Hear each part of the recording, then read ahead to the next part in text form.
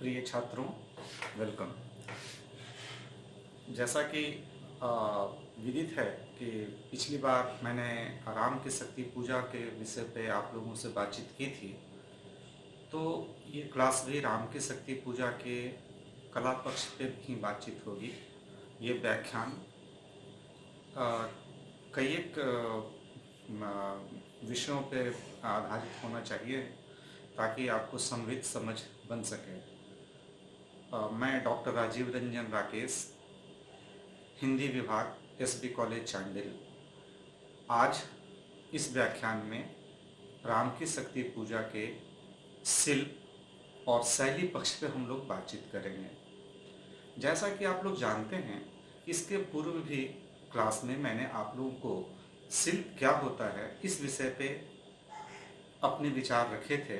एक व्याख्यान में मैंने बताने की कोशिश की थी कि शिल्प आखिरकार होता क्या है, क्यों हम शिल्प नाम से कंफ्यूज होते हैं। तो मुझे ध्यान है कि आप लोग अच्छी तरह से समझे होंगे कि शिल्प क्या है, शैली क्या है। उस विषय पे न जाते हुए मैं डायरेक्ट राम की शक्ति पूजा में निराला ने जो शिल्प, जो शैली उसमें प्रयोग की है, उस पर हम लोग बातचीत करेंगे। क्योंकि इतना समय नहीं होता कि बार बार पीछे जा कर के पूर्वावलोकन कर मैं फिर उन्हीं चीज़ों को आपको बताऊं।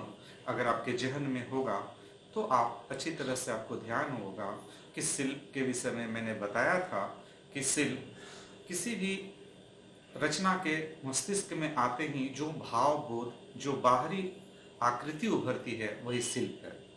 आप समझ गए होंगे कि निश्चित तौर पे निराला ने जो राम की शक्ति पूजा लिखी वो कविता के रूप में है, यानी कि शिल्प कविता है कथात्मक बात, राम की कथा है, लेकिन उसे नए शिल्प, नए के रूप में प्रस्तुतिकरण की गई है।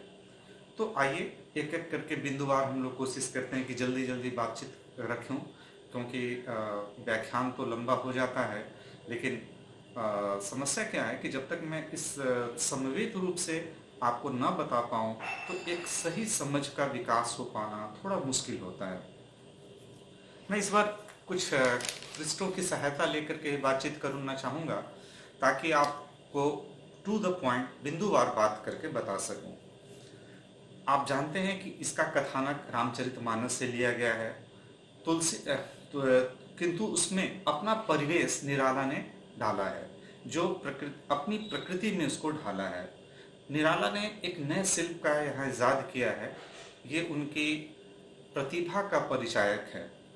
ये 312 पंक्तियों की एक लंबी कविता है। निराला के जो स्वरचित छंद है, शक्ति पूजा का उन्होंने प्रयोग किया है। ये एक कथात्मक कविता है। इसकी संरचना काफ़ी संश्लिष्ट है, क्योंकि संश्लिष्टता न चाहते हुए भी पौराणिक विषयों में आ ही जाती है। इसलिए इसे भाव के उत्कर्ष के लिए अनिवार्य समझना या जरूरत समझना लाजमी होगा। कविता का जो कथानक है बहुत प्राचीन है। हिंदू धर्म के अधिकांश या भारत में रहने वाले अधिकांश लोग रामकथा से परिचित हैं, इसलिए इसकी हम लोग गहराई में न जाते हुए इसके शिल्प पक्ष पे हम लोग ज़्यादा विचार करें। कविता आधुनिकता से युक्त होकर के अर्थ के कई कई भूमियों को स्पर्श करती है। आधुनिकता का संदर्भ है, लेकिन उसका जो कई कई धरातलों को टच करते हुए चलती है। इस जैसे कि इसमें योगीन चेतना है, यानी कि भारत जो आज़ादी के समय की जो चेतना थी, स्वतंत्रता के प्रति जो भारतीयों का आंदोलन था, उसका भी वर्णन है। निराला का स्वयं का आत्मसंघर्ष वर्णित है। इसमें पौराणिक कथा वर्णित है। इसमें राम और साथ साथ निराला और भारतीय मन का अंतर्द्वंद भी वर्णित है। मनोवैज्ञानिक धरातल का भी वर्णन बहुत बखूबी से, बहुत प्रभावशाली ढंग से चित्रण किया गया है। इसमें मोटे तौर पे 4-5 स्तर आप देख सकते हैं। स्वतंत्रता संग्राम, आत्मसंघर्ष, राम की गाथा यानी राम की कहानी, और चिरातन जो द्वंद्व है राम आत्व का और रावणत्व का, जो हजारों लाखों करोड़ों वर्षों से चलता आ रहा है, इसके भी अर्थ को उसमें समाहित किया गया है।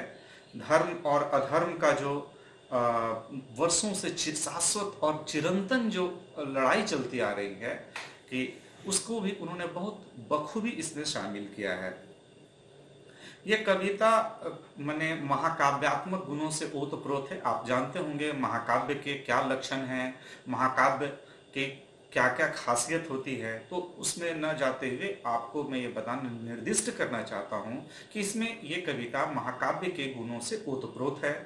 ये इसका शिल्प इतना लचीला है, इतना लचीला है कि इसे आप प्रबंध काव्य में भी रख सकते हैं, इसे आप खंड काव्य में भी रख सकते हैं, एक स्वतंत्र कविता के रूप में रख सकते हैं।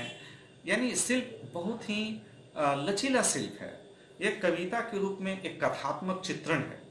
घटनाओं का विन्यास इस प्रकार रखा गया है कि कविता नाटक के जैसे अपने आप में प्रस्तुत होती है। ये नाटकीयता लिए हुए, क्योंकि बार बार संवाद आते हैं, कभी राम की ओर से संवाद हैं, कभी अन्य जो उनके सेनापति हैं, उनके जो समकक्षीय लोग हैं, उनके जो सलाह मशवरा देने वाले लोग हैं, उनके भी सलाह बार बार इसमें आते हैं, जो नाटकीयता को बनाती है। इतना सजीव और सद्दह चित्रण किया गया है कि आंखों के समक्ष जैसे कोई त्रासदी हो रही हो और उसकी जीवंत प्रस्तुति हो रही है। यानी निराला शब्दों के माध्यम से ऐसे ऐसे शब्दों को सजाते हैं, एक पर एक रखते जाते हैं, जैसे छोटा बच्चा स्लाइड्स सजाता है। छोटे छोटे जो से अगर कट्स दे दिए जाते हैं तो उसको ऐसे सजाता है जिसका कोई अर्थ होता है। निराला भी शब्दों को उस प्रकार समायोजित करते हैं, उस प्रकार रखते हैं जैसे एक रेखा चित्र बनाई जा रही हो, ऐसा भाव चित्र बनाया जा रहा हो जिसके द्वारा पाठकों से वो रूबरू होते हैं और उनके हृदय में इस कथा को पूरी तरह उतार देते हैं। साहित्यकार दरअसल नई चेतना का वाहक होता है। सदैव वो जो नई चेतना को लाता है, वो अरे समाज का वैसा गठन करना चाहता है जिस समाज में हर तरह से, मतलब आप धर्म की बात हो, नई चेतना लाए और वो समाज को आगे ले जाने का काम करता है। यानी वो टॉर्च लेकर के चलने वाला एक मार्गदर्शक है, एक पथ प्रदर्शक है, एक मशाल का वाहक है। वो मानसिक नेतृत्व करता है, वो वैसे समाज का नेतृत्व बनाता है। आपने देखा होगा फ्रांसीसी क्रांति के संदर्भ में, अभी आप लोग जगह जानते होंगे तो विदित होगा, वहाँ कई एक ऐसे साहित्यकार, दार्शनिक लोग थे, रूसो, मॉन्टेस्क्यू, दिदरो, क्विस्ने, ऐसे बहुत सारे लोग थे जिन्होंने ऐसी भावभूमि का सृजन किया, जनता के मन को इस तरह से उन्होंने बनाया कि ताकि वो आंदोलन के लिए रत हों, संघर्ष के लिए प्रयास करें। आप जानते होंगे निराला की इस रचना को कालजयी रचना के हम इसमें रख सकते हैं घरे में। कालजयी का अर्थ आप लोग को पता होगा। देखिए, साहित्यकार के बारे में कहा जाता है कि जहां न पहुंचे रवि वहां पहुंचे कवि। साहित्यकार वैसी रचनाएं कई बार रच जाता है जो जो देश काल सीमा से परे जाकर के उसकी उपयोगिता हजारों वर्षों तक चिरंतन उसकी बनी रहती है। ये रचना भी एक तो इनका कथानक राम को लेकर के पौराणिक कथानक है, इसलिए भी ये कालजयी बन पड़ी है। दूसरी, निराला ने जो नए भाव बोध भरे हैं, निराला ने उसमें जो नई भाव व्यंजना भरी है, उसमें नए नए चेतना, नए नए शब्दों, नए नए अर्थों का उसमें जो गठन किया है, इससे भी ये कालजयिता के समकक्ष ठहरती है।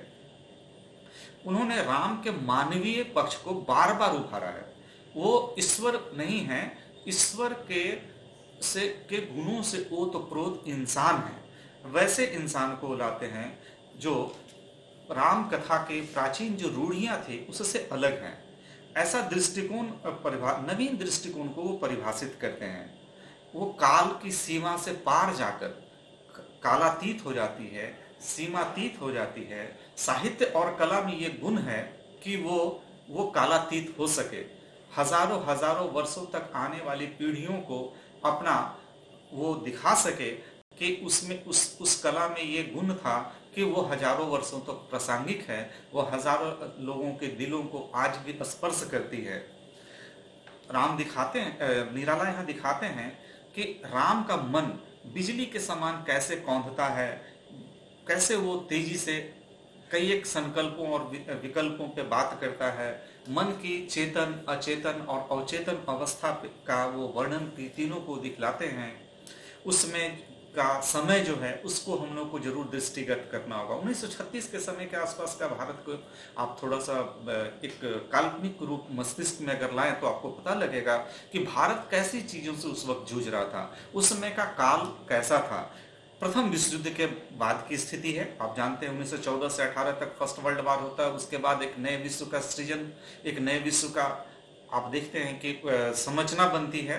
लेकिन यही द्वितीय विश्व युद्ध की पृष्ठभूमि भी है। आप देखेंगे कि 1939 से 45 तक द्वितीय विश्व युद्ध होता है और ये रचना 1936 में लिखी गई है।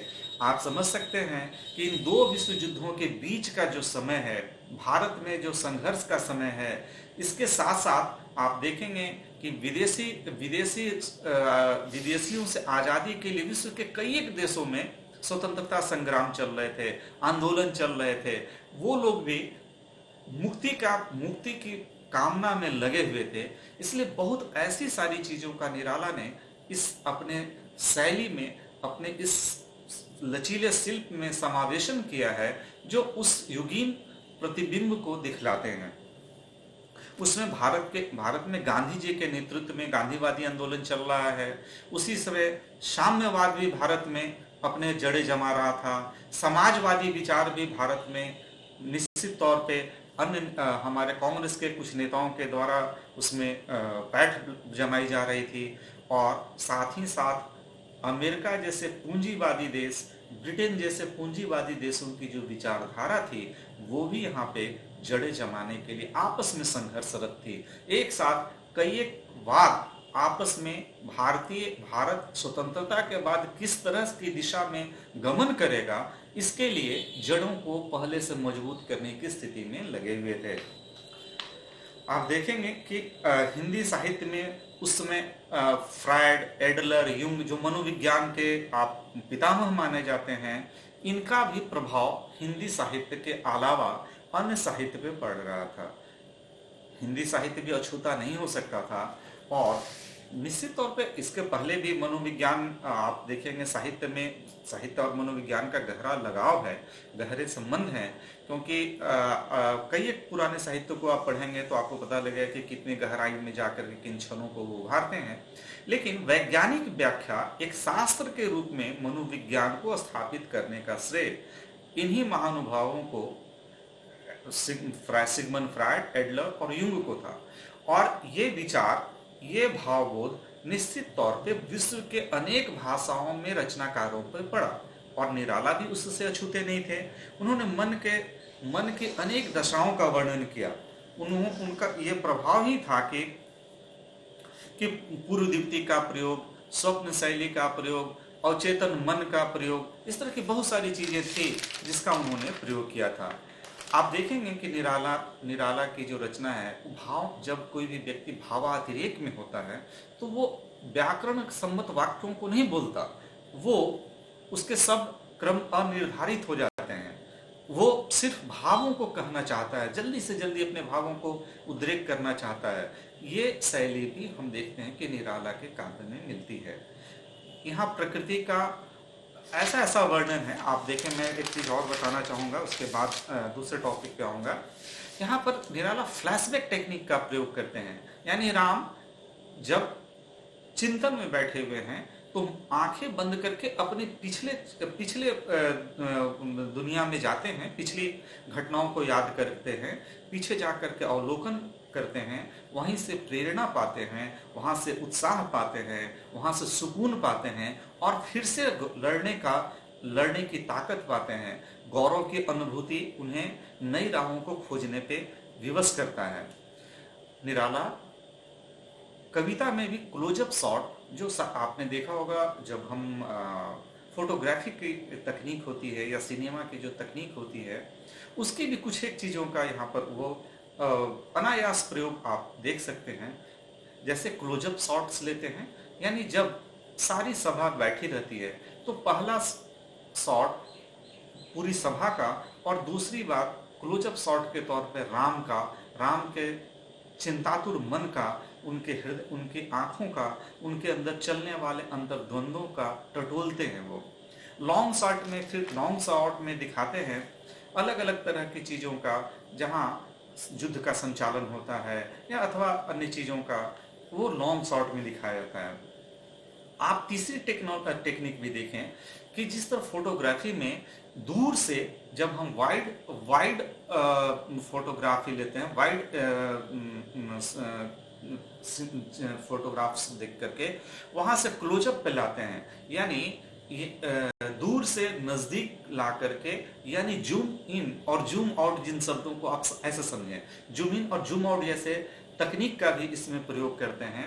जब राम युद्ध से आकर के शाम को बैठते हैं और सभी अपने सेनापति, अपने प्रियजनों के साथ कल के लिए युद्ध के संघर्ष के नेतृत्व के लिए अलग अलग व्यूह रचना के पर सोचते हैं, तब आप देखेंगे कि ऐसी चीज़ों का, ऐसे शब्दों का प्रयोग किया गया है जो जूमिंग राम पर आकर के होता है।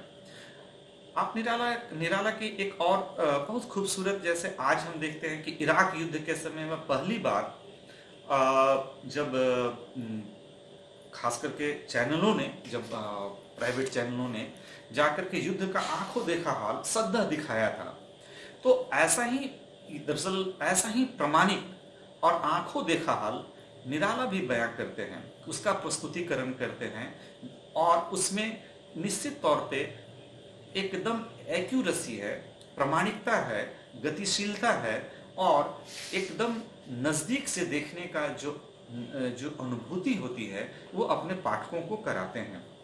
निराला विशेष ध्वनियों का भी इसमें अपनी शैली में, ऐसी शैली है उनकी कि विशेष ध्वनियों का भी इसमें प्रयोग करते हैं, जो अर्थ को उद्घाटित करते हैं, अर्थ को नए भावोन्मेष की ओर ले जाते हैं। संगीत में आपने देखा होगा बहुत सारे निरर्थक शब्दों का भी प्रयोग किया जाता है, लेकिन वो निरर्थक होते हुए भी इतने सार्थक होते हैं, इतने जरूरी बन पड़ते हैं कि जो अगला सार्थक शब्द है उसको अपनी गहराई तक, हृदय की गहराई, मन की गहराई तक उतारने में उनका भी उतना ही योगदान होता है। निराला भी वैसी विशेष ध्वनियों का, जो युद्ध में चित्कार हो, चाहे हू हो, चाहे डर हो, चाहे अलग अलग ध्वनियों का वहाँ पे प्रयोग करते हैं, और उसके द्वारा ये दिखलाते हैं कि अर्थ को नजदीक से हम जाकर के समझा सकते हैं। निराला लंबे लंबे वाक्यों का भी प्रयोग करते हैं, जहाँ जैसी जरूरत है। कई बार आप देखेंगे कि लंबे लंबे वाक्य हैं, कोई बिना पूर्ण विराम के, कॉमा के, सेमी कॉमा के और डॉट का प्रयोग कर आगे बढ़ते चले जाते हैं, और अर्थों को एक के ऊपर एक चढ़ाने की कोशिश, यानी आरोहण की कोशिश करते हैं। अर्थ का गठन मजबूत रखते हुए भावों के चरमोत्कर्ष की ओर वो ले जाते हैं। इससे अर्थलय कहीं नहीं टूटता है, कहीं नहीं बिखरता है, और अर्थ और ज्यादा समन्वित होकर के अच्छा बनता है। आप अर्थ विस्फोट जैसे शब्दों का भी देखेंगे प्रयोग करते हैं निराला। जब भाव संघनित हो जाते हैं तो उसके व्यक्तीकरण के लिए वैसे शब्दों का प्रयोग करते हैं जो अपने आप में अर्थ का विस्फोट करते हैं, यानी ऐसा जो ध्वनि, रस, अलंकार, सारी चीजों से युक्त होकर के आपके मस्तिष्क में असर छोड़ जाती है। ऐसा असर जो सामान्य अर्थ से ज्यादा विस्फोट अर्थ में हम ग्रहण कर सकते हैं कि जल्दी समझ में मुझे आ जाती है।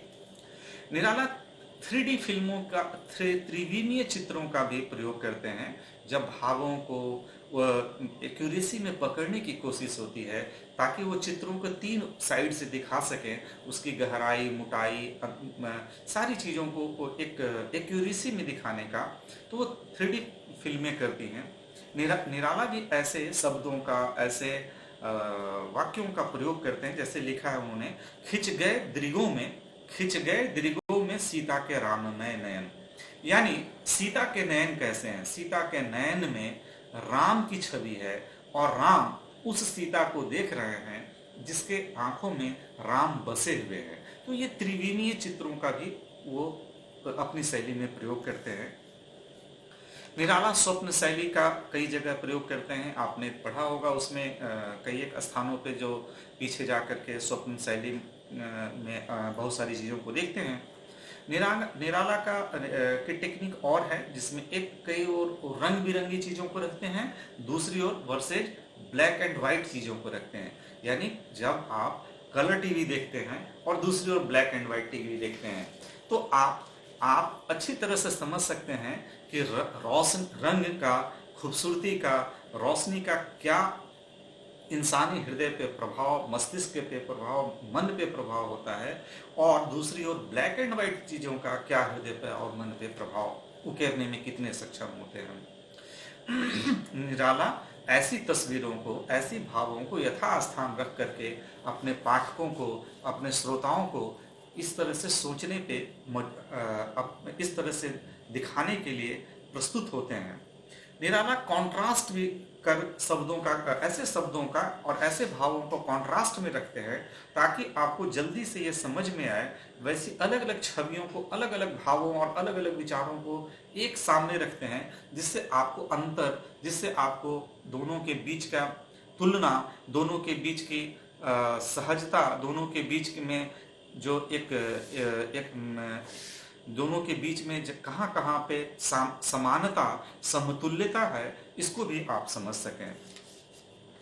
निराला, जैसा आपने देखा होगा कि जब हम किसी दुकान, बनिए की दुकान पे जाते हैं तो कोई चीज़ वो तौलता है, तो तुला को जब पूरी तरह से बीच में आता है, बीच में आ जाती है तुला, तब वो आपको सामान देता है जितना भी आप वजन करें। निराला इस तकनीक का भी प्रयोग करते हैं कि संतुलन किधर है, तुला का उधर झुकना जिधर ज्यादा शक्तियां हैं, जिधर ज्यादा शक्तियों का इकट्ठा हो जाती हैं, ज्यादा शक्तियों का बाहुल्य है, ज्यादा समूह का बाहुल्य है। जैसा कि हम सभी जानते हैं, शक्ति के मूलतः 5 स्रोत हैं: क्षितिजल, पावक, गगन, समीरा। आप वर्षों से जानते आए हैं, पढ़ते आए हैं। आप देखिए कितना खूबसूरत यहाँ पर निराला ने अनायास ही चित्रण किया है। सीता जनक कुमारी है, धरती की पुत्री है, यानी धरती पक्ष जो है वो सीता के पक्ष में है। दूसरा, सीता के पक्ष में है समीर, पवन, यानी पवन राम के पक्ष में है, यानी अंजनी के पुत्र हनुमान हैं, यानी पवन जो है 2 पक्ष राम पक्ष में है, 2 शक्तियां राम के पक्ष में हैं, और वहीं 2 शक्तियां जैसे जल रावण के पक्ष में है। वो लंका का अधिपति है, समुद्र का अधिपति है, तो वो उसे रावण को सहायता करती हैं। और गगन, आकाश भी रावण की सहायता करता है।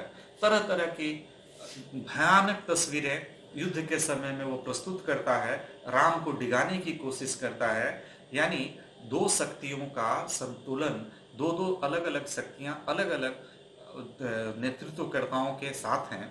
लेकिन जो 5वीं शक्ति है पावक, पावक यानी अग्नि, जब अग्नि को साधते हैं, राम साधना के वक्त साध लेते हैं, तो वो अग्नि पक्ष राम के जैसे ही सहायक होती है, तो राम का संतुलन ज्यादा मजबूत हो जाता है, रावण का पक्ष कमजोर हो जाता है और राम विजय प्राप्त कर लेते हैं। आप देखेंगे इसमें एक वर्सेज अनेक, एक और अनेक समूह, एक और बहुलता, सामूहिकता का बार बार लाते हैं निराला। नेतृत्व और संगठन की इसमें विजय दिखाते हैं। भारत एकता का, इसमें एकता का जो बल है भारत जैसे विविधपूर्ण देश के लिए बहुत महत्वपूर्ण है। वही नेतृत्व कर सकता है जो ऐसी विविधताओं को, ऐसी अलग अलग अनेकताओं को समाहित कर सके, ऐसी अनेकताओं को अपने आप में वैविध्यपूर्ण चीज़ों को समाहित करके आगे बढ़ सके। यहाँ पर आप जिजीविषा बनाम बार बार मुरमुरसा, निराशा बनाम उत्साह जैसे भावों का बारंबार सृजन करते हैं। जिजीविषा के साथ साथ की शुरुआत, कविता की शुरुआत ही आप देखेंगे कि अंधेरे से होती है, वैसे क्षणों से होती, घोर अंधेरे क्षणों से होती है। उसके पीछे चलने वाले उजाले मने तक वो लाते हैं, यानी अंधेरे से उजाले तक की ये यात्रा है। ये यात्रा, ये जो कविता है, अंधेरे से लेकर के आपको उजाला, जहाँ पे प्रकाश है, जहाँ पे धर्म है, उसकी ओर लाने की कोशिश है। निराला प्रसंगानुकूल बहुत सारे अलंकारों का प्रयोग करते हैं। ये अलंकार ऐसे प्रयोग किए गए हैं कि कहीं भी मस्तिष्क को खटकता नहीं है, एकदम स्वाभाविक प्रयोग हैं। जैसे कि आप देखें, उत्प्रेक्षा, रूपक, उपमा, श्लेष, यमक, अनुप्रास, विरोधाभास, संदेह, विषम, पुनरुक्ति, दृष्टांत, अपहुति, विप्सा, बहुत सारे ऐसे स्वाभाविक अलंकारों की योजना करते हैं जिससे अर्थों को एक नई ऊंचाई मिलती है, पाठकों को एक ऐसी अनुभूति का सृजन कराते हैं। अब उनकी शैली ऐसी है कि ऐसे स्वाभाविक रूप से अलंकारों का समायोजन करते हैं कि पाठकों को नहीं खटकता है कहीं भी। युद्ध का वो बहुत ही सजीव स्वाभाविक वर्णन होने के कारण वहाँ स्वाभाविक अलंकार का भी प्रयोग करते हैं। काव्योत्कर्ष और सौंदर्य के परिवर्धन में अत्यधिक सहायक ये बन पड़े हैं। भाषा शैली में ओज गुण का औदात्य है। उनके भाषा और शैली में ओजता का गुण है। लाक्षणिक और व्यंजनिक शब्द, लक्षणा और व्यंजना शब्दों का प्रयोग बहुत ही बखूबी किया गया है। निराला शुरू से ही बंधन से मुक्त छंदों की रचना करते थे। उनके यहाँ ऐसे शब्दों का गौरव बहुत खूबसूरती से देखा जा सकता है। छंद की गतिमयता अतुलनीय है। वर्ण, स्वर, शब्दों की मैत्री और विभिन्न प्रकार के रसों का भी वो बहुत खूबसूरती से समायोजन करते हैं। मन की विभिन्न स्थितियों का बिंबात्मक चित्रण है। उद्घाटन बड़ा ही मार्मिक है, व्यापक है, विराट है। वो सूक्ष्म से सूक्ष्मतम भावों को ही पकड़ने में सिद्धहस्त हैं। जहाँ पे भाव बहुत बिखरे हुए हैं, असूक्ष्म हैं, उनको भी वो पकड़ते हैं, और जो गहनता में सूक्ष्मता की मांग करते हैं, उन अनुभूतियों को भी गहरे क्षणों में जाके पकड़ते हैं। जब वे संघनित हो चुकी होती हैं, जब वो क्रिस्टलीय रूप ले चुकी होती हैं, वैसे क्षणों में भी वो पकड़ने में उन भावों को सिद्धहस्त हैं। कवि ने मध्यवर्ती तुक का प्रयोग किया है। प्रकृति का आलंबनगत और उद्दीपनगत दोनों ही का सजीव चित्रण करते हैं। यहाँ कई रसों का समायोजन की निराला ने इस कविता में किया है। वीर रस तो हर जगह है। रौद्र रस आप देखें, माता को जब देखते हैं तो वहाँ वात्सल्य और माँ के का प्रेम जो राजीव नयन कहने पे राम को दर्शता है, तो वहाँ वात्सल्य रस है, करुण रस है, श्रृंगार रस है, शांत और कई एक रसों का समायोजन है।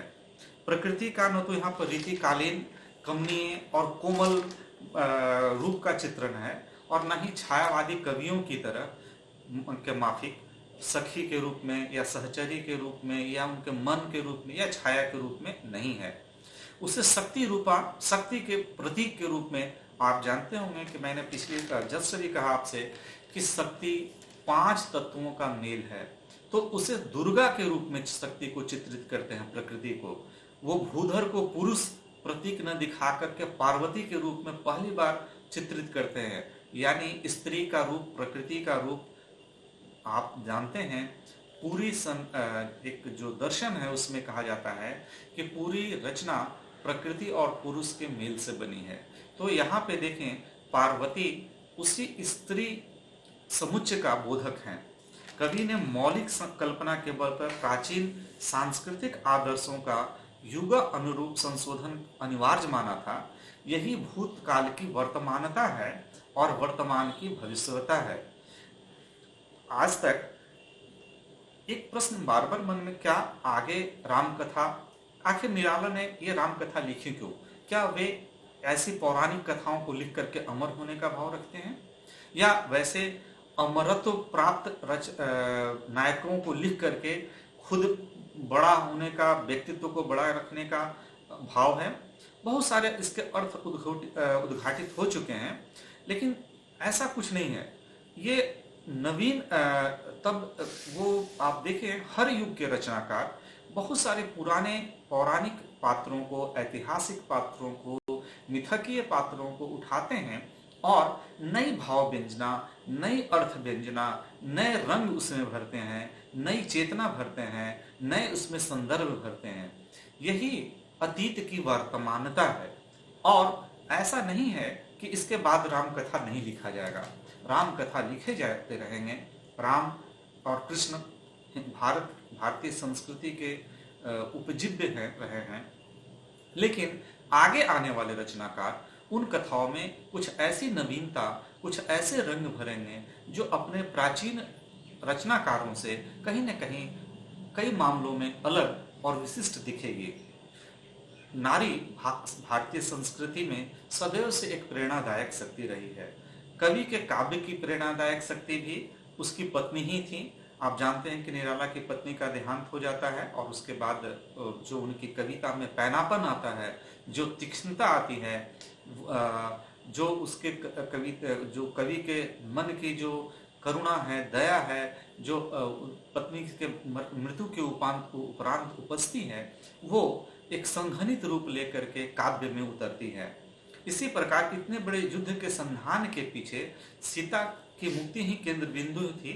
भारतीय संस्कृति की महानता और ये उदात्तता इसी में है, साथ साथ उद्घाटित होती है कि हमारी संस्कृति में नारी को बहुत ऊंचा स्थान मिला है। उसकी अस्मिता को, उसके गर्व को, उसकी प्रतिष्ठा को हमेशा भारतीय संस्कृति ने ऊंचा माना है, उसे एक स्थान दिया है।